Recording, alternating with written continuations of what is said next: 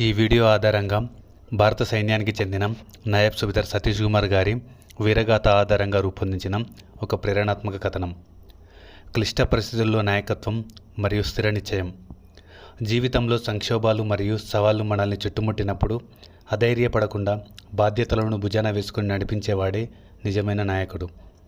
నియంత్రణ రేఖ వద్ద మన సైనిక చౌకీలపై శత్రువులు ఒకేసారి భారీగా తోపులు మరియు మోటార్లతో కాల్పులు జరుపుతూ విరుచుకుపడ్డారు.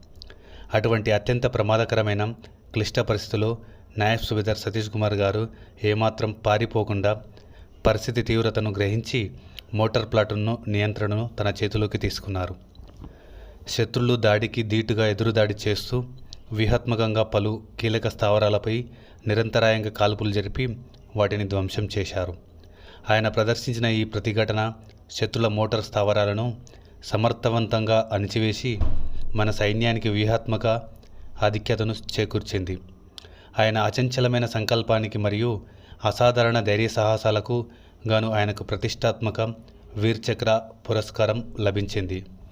ఈ కథ ద్వారా మనం గ్రహించాల్సింది ఏమిటంటే, పరిస్థితులు ఎంత గందరగోళంగా క్లిష్టంగా మారినప్పటికీ మనలోని స్థిర నిశ్చయం మరియు నాయకత్వ లక్షణాలు ఉంటే ఎదురొచ్చే ఎలాంటి సంక్షోభాలనైనా తిప్పికొట్టి విజయం వైపు అడుగులు వేయవచ్చు.